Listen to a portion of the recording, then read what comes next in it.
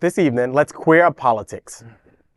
Out Black Florida Senator Jones takes on DeSantis again. This time, it's homelessness.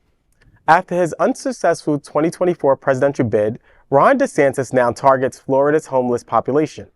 However, State Senator Jones is not going to stand it. He has openly criticized DeSantis' unauthorized public camping and public sleeping bill, HB 1365, which criminalizes public camping. During the bill's signing ceremony in Miami Beach, DeSantis said, quote, "The lawlessness seen in progressive cities, sprawling encampments, open-air drug markets, and homeless people endangering themselves and others is totally preventable. Our action today is one of many steps we're taking to keep our cities clean and safe for everyone," end quote. Jones suggested attempting to outlaw an entire population is futile. History shows such measures fail. Jones, far from a dictator, highlighted this flaw during Florida's legislative debate. However, despite his objections, the bill was passed and signed into law by DeSantis and will be enforced starting October 1st. Beginning January 2025, residents, local businesses, and even the state attorney general are allowed to file lawsuits against cities and counties if they fail to clear homeless encampments once the law is enforced. Jones, Florida's first openly gay senator elected in 2020, has consistently opposed DeSantis' policies, notably advocating against the Don't Say Gay measures and supporting a recent settlement to ease restrictions on educators. You know, this story is pretty interesting. Pride Lines is an organization that supports and works with individuals experiencing homelessness or housing insecure. I think one of our biggest challenge is we don't have enough for affordable housing, and we don't have enough shelters, quite frankly, to house homeless individuals. So we can enact this, but we're not really fixing the problem. So where are they going to go? You know, where are they going to set up? Are the next steps, are they going to set up in abandoned buildings? Right. So I think that, the governor, he lost his 2024 bid. So he's back attacking, various members of our community. And I just think that he feels short here. He should have first figure out how to figure out the homelessness problem, how to create more affordable housing, how to create more funding for shelters before having a bill like this, where where are people going to go? And people tend to come here because of our climate, of course. And they tend to sleep on beaches because we have a great climate, and that's where. Remember when Ron DeSantis got all those Mexicans and put them on a bus and drove them to D.C. and just dropped them off on Kamala Harris's front lawn? I think we should get a bus, gather up all the homeless people, and bring them to Ron DeSantis' house. Just put them on his. Look, I understand. I just think it's just a political game.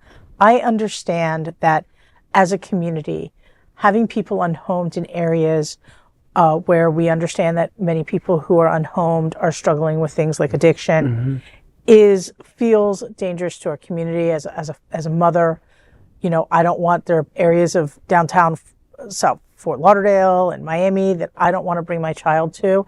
And I want this to be a mecca. I want this to be a place where people travel and love and celebrate our community. But this isn't the right way to do it. Why isn't our energy being focused and working in the private sector and the public sector to solve the issues around people who are unhomed? Because we understand there are 5 issues why somebody ends up homeless. Whether it's a child, it's a mom who leaves an abusive house, or a woman that has left an abusive house. There are addiction issues. Right. Yes, there's a tremendous amount of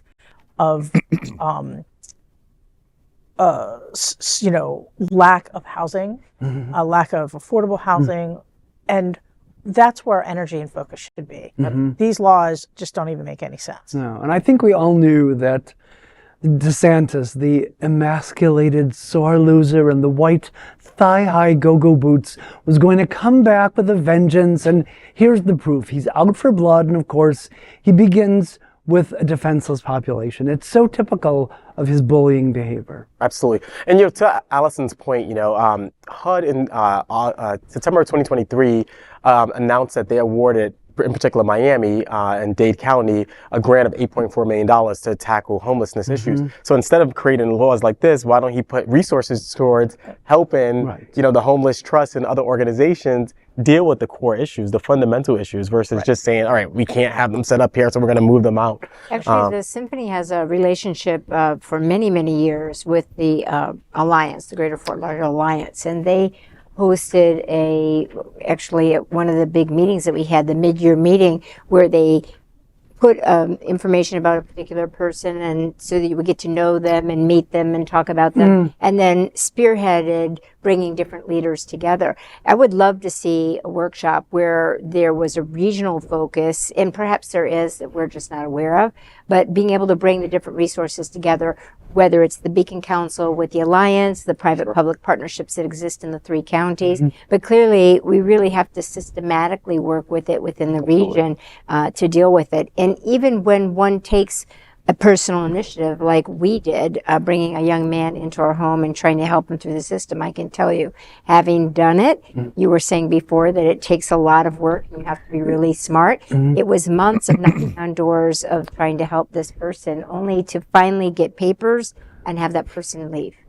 So it's heartbreaking. It's you're personally investing your time, your energy, your heart, your resources, and you're just one person. We really need a whole system. And that's, that's the same thing. I was talking about this earlier, whether we're talking about somebody who's elderly, whether we're talking about a child who has special needs, whether we're talking about people in the homeless population. The bureaucracy and the systems that are in place today in local, state, and national government, it is so complicated. You're an intelligent person. I'm an intelligent person. I'm a health surrogate for my grandmother who's 98, and getting services, it is not easy. The calls, the red tape, the forms, they're like, oh, well, go to the website. I'm like, she's 98. If I wasn't here to do this, how was she going to do this? Right. I mean, I see that across the board. We have to find better systems to support the marginalized people and the people that need help and support in our community. There's got to be a better way to do it. So DeSantis, reduce bureaucracy. So